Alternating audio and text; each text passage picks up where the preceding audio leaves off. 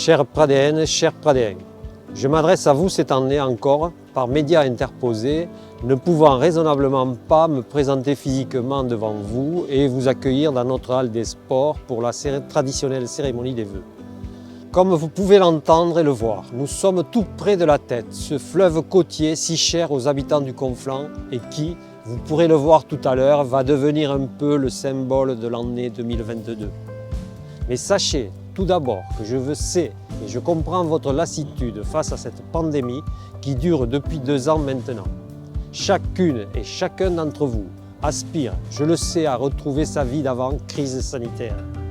Mais je veux vous dire que par l'esprit de responsabilité qui vous a animé et qui vous anime encore en respectant toutes les mesures contraignantes, le port du masque, les gestes barrières et surtout grâce à la vaccination, nous avons parcouru du chemin et nous verrons bientôt la fin de cette crise. Il est probable que nous devions vivre avec le virus de la Covid-19 pendant de nombreuses années encore. Pour cela, nous devons tout faire en sorte de convaincre nos citoyens qui traînent les pieds. C'est donc un message d'espoir et de reconnaissance que je tiens à vous exprimer pour cette nouvelle année. Malgré le contexte, la ville de Prades a su poursuivre son activité grâce à la mobilisation de l'ensemble du personnel communal et intercommunal que je tiens à remercier chaleureusement. Je salue également l'engagement des forces en charge de notre sécurité. Merci à nos gendarmes, à nos pompiers, à nos policiers municipaux qui sont constamment à pied d'œuvre.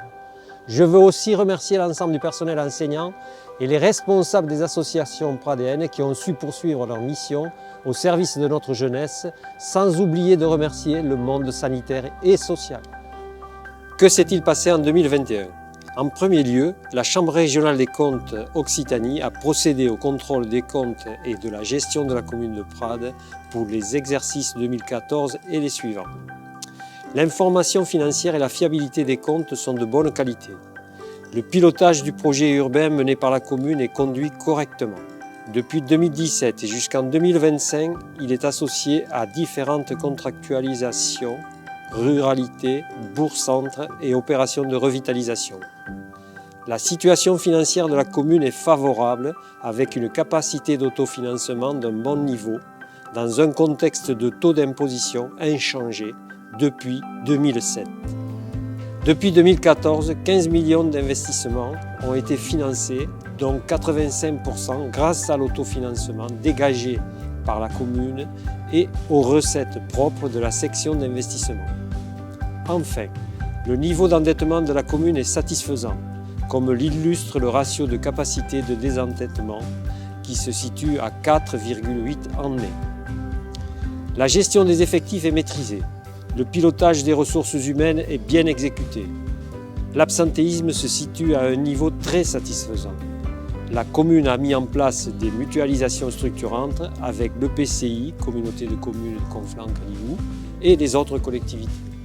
J'en parlais en introduction, la Tête, notre fleuve côtier, peut symboliser à lui seul les aspirations de notre commune pour plus de liens entre les habitants, plus de respect pour l'environnement et plus de sécurité aussi. Comme vous pouvez le constater, la création de la passerelle sur la Tête, passerelle pour piétons et cycles, est en cours. Les foreuses sont en action. D'ici l'été prochain, le quartier de la rive gauche sera relié à la zone d'activité, au centre-ville et à la zone de loisirs de la plaine Saint-Martin. Outre l'aspect pratique, la réalisation de ce projet tant attendu par les Pradéennes et les Pradéens a été motivée par la volonté de mise en place d'une circulation douce et le prolongement des pistes cyclables et la volonté de sécuriser les déplacements des lycéens et mettre ainsi fin à la présence le long de la RN 116 ou à la pause méridienne. Si la ville peut être fière de ce projet novateur, il appartient également à ses élus d'entretenir la voirie. Comme vous le savez, l'avenue du Docteur Arouz a été entièrement rénovée. En fin d'année 2021, la seconde tranche de travaux a été réalisée, depuis la résidence Sylvie Junca jusqu'au pont de l'Estricadou. Des trottoirs ont été créés et des containers semi-enterrés ont été installés. Aujourd'hui, c'est un axe fonctionnel et sécurisé. À ce moment de mon entretien, je voudrais vous confirmer la volonté du conseil municipal et son maire de vouloir apaiser la circulation automobile en centre-ville. Dès le mois de février, un périmètre délimité fera l'objet de la mise en place de la signalisation 30 km/h. Tout cela dans le but de poursuivre la sécurisation des piétons et des cyclistes. Je voulais aussi vous montrer des réalisations concernant l'habitat en centre-ville. Il s'agit de 2 opérations d'envergure de réhabilitation d'immeubles vétustes. L'une concerne l'achèvement de l'opération de réhabilitation des immeubles de la rue du Palais de Justice, dite opération Tirori, menée par Office 66. La nouvelle résidence La Roue compte à présent 17 logements de type T2 et T3 qui ont été attribués. L'autre opération, également sous maîtrise d'ouvrage d'Office 66, qui fait suite à la réhabilitation du logement foyer de la rue des Fabriques, se situe au 12 rue des Pyrénées. Cet immeuble abrite désormais 9 logements, 2 F2 et 7 F3, qui ont été également attribués. L'occasion m'est donnée ici de saluer le travail effectué par les élus et le CCAS en lien avec les services d'Office 66 lors des commissions d'attribution de logements. Je tiens à souligner l'effort consenti par la ville pour se doter de logements sociaux de qualité permettant de répondre aux besoins de la population. Le logement, j'en suis ravi. Oui, c'est calme, c'est pas trop bruit. C'est très calme, Voilà. C'est bien isolé, Voilà. je ne dépense pas beaucoup en chauffage apparemment. D'accord. Oui, Donc pour vous, Pour moi, c'est bien. Par c'est rapport très à ce que bien. vous étiez auparavant. J'étais dans un très vieux logement que j'étais en train de restaurer plus ou moins. Vous avez un parking Oui, j'ai un parking derrière. Voilà, à l'arrière. En fait, je n'ai rien changé à mes habitudes parce que j'ai des amis qui sont juste à côté. Voilà. Pour moi, je veux. Pour moi, il me semble que je suis dans une maison familiale. Voilà, tout le monde, on s'entend. environnement. Oui, et puis on a tout à côté. Vous avez tout à côté. J'ai plus cette angoisse, j'ai plus cette peur sur moi. Plaisir d'entendre. Ah oui. Ah, moi, pour moi, c'est votre vie. Dès cette année, le dispositif du permis de louer sera mis en place par la municipalité. Ce permis, donc, exigé aux bailleurs privés afin d'avoir la garantie que les logements disponibles à la location sont en bon état et dignes d'être loués dans un périmètre déterminé. Ce dispositif s'inscrit dans une démarche volontariste pour une politique du logement décent à Prades et d'éradication des marchands de sommeil. En 2021 aussi, les manifestations culturelles ont pris un nouveau départ. Outre les journées romanes et l'UCE, le festival de cinéma, appelé les Ciné-Rencontres, nous a laissé entrevoir un avenir prometteur. Quant au festival de musique, le Pablo Casals, la première programmation sous la direction artistique de Pierre Bleuze, avec l'orchestre du festival, a ravi le public qui est venu nombreux. En 2022, le stade d'entraînement sur l'espace Jean-Bro-Bardoujop sera disponible dès le printemps. Un petit mot à présent sur l'action du CCAS, qui, vous le savez, porte une attention particulière à ses aînés au travers des différentes missions de soutien et d'accompagnement.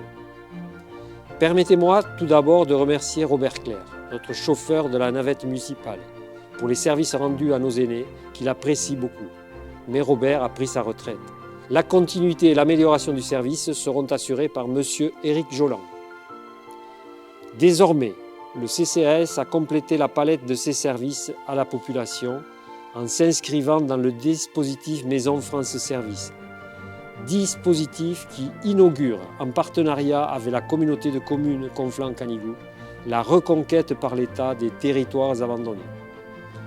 Depuis le 12 octobre dernier, les services de la préfecture ont confirmé la labellisation de France Service pour les sites de Prades et d'Olette. Julie et Loane vous conseillent sur vos démarches administratives et vous accompagnent dans l'utilisation d'un service numérique qui vous permettra l'accès aux institutions suivantes: la CAF, la CNAM, la CNAF, la MSA, la GIRARCO, le Pôle emploi, la Caisse des retraites, les impôts, la Poste, les services du ministère de l'Intérieur, de la Justice et enfin la Direction générale des finances publiques.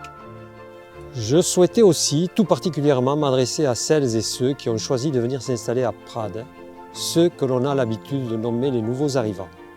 Sachez que dès que la situation sanitaire le permettra, la municipalité vous accueillera comme il se doit à l'hôtel de ville que vous avez dans mon dos.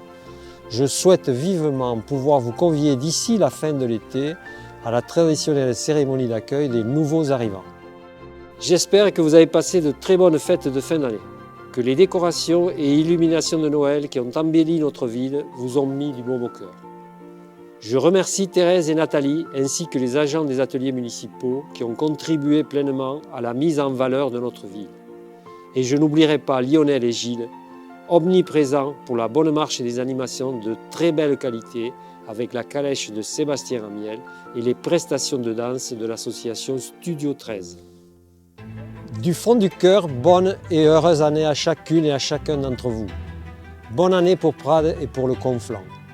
Je ne peux pas conclure sans avoir une pensée émue pour notre Jean, Premier ministre de la France et Premier ministre des Pyrénées-Orientales, qui malgré son éloignement et sa charge de travail, nous apporte tout son soutien, à nous, à la ville et à l'ensemble du territoire intercommunal. Nous lui souhaitons de mener sa mission de serviteur de l'État comme il s'y est engagé, comme il l'a toujours prouvé. Je vous renouvelle tous mes vœux pour l'année 2022 et je cède la parole à mon conseiller municipal délégué aux grandes affaires, M. Jean Castex. Chers Pradéennes, chers Pradéens, je suis très heureux de pouvoir m'adresser à vous en ce début d'année 2022 pour vous présenter du fond du cœur tous mes meilleurs vœux. Une année qui commence alors que la crise sanitaire joue les prolongations et appelle de la part de chacune et chacun d'entre nous une très grande vigilance et une mobilisation de tous les instants.